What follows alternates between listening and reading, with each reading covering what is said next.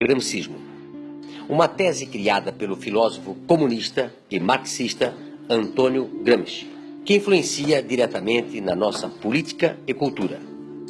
A tese fala que para implementar o comunismo em uma sociedade, o melhor caminho é ir alterando a cultura e os valores éticos e morais do seu povo, pois uma sociedade culturalmente e moralmente fraca é muito mais fácil aceitar revoluções.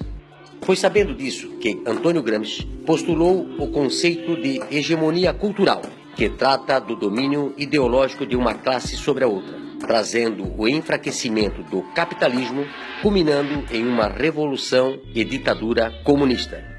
Mas de que forma isso impacta na nossa vida?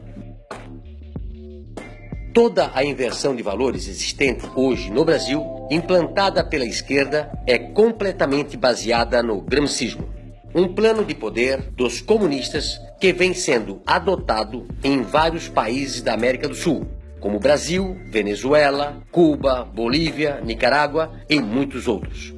Aqui no Brasil, se tornou mais forte no governo de Fernando Henrique Cardoso, quando permitiu a criação do Fórum de São Paulo, proposto por Lula e Fidel Castro. O golpe comunista vem sendo aplicado na sociedade em etapas. Tudo começa com um governo populista que implanta assistencialismo, criando bolsas e planos familiares com o objetivo de controlar a classe pobre e garantir votos de cabresto na próxima eleição. Ainda nesta etapa, os governantes promovem o inchaço da máquina pública, com o aumento de cargos públicos para fidelizar em torno de 4 votos por grupo familiar. Manipulam os meios de comunicação para que todos recebam dinheiro do governo, ficando assegurada a publicidade oficial, com notícias distorcidas para manipular a população. Demonizam as forças armadas, o regime militar, taxando de ditadura, criando uma imagem de inimigo inexistente. A corrupção é algo comum no círculo de amigos do governo, que estão protegidos pela impunidade. A delinquência, a falta de segurança, são outros fatores que ajudam a prejudicar os que são contra o sistema. São criadas leis que prejudicam a ação policial e beneficiam os infratores. Os mesmos que incentivam a separação entre a sociedade promovem ocupações de terras públicas e privadas e se beneficiam depois cobrando aluguel dos pobres que começam a residir nos espaços. O nível educacional da população passa a ser muito baixo para que o povo se mantenha na ignorância sob o controle do governo.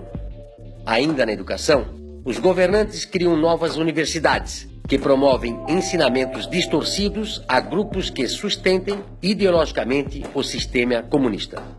Há também um aumento abusivo dos impostos que oneram os trabalhadores, dizendo que esse valor é para redistribuição da riqueza, sendo que, na verdade, servem para manter os luxos do povo que está no governo.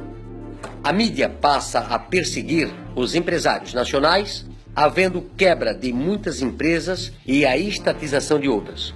Assim, a classe média não consegue se organizar com a oposição. Na segunda etapa, há a destruição da classe média.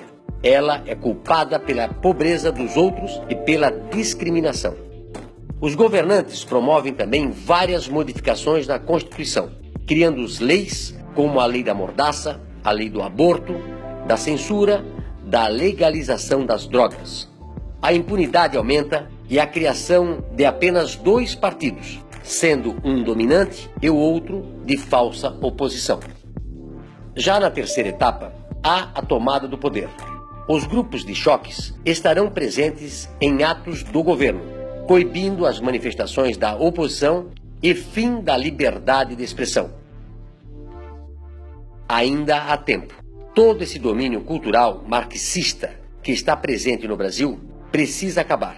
Essa doutrina ideologicamente perversa pode sim transformar o Brasil em uma Venezuela.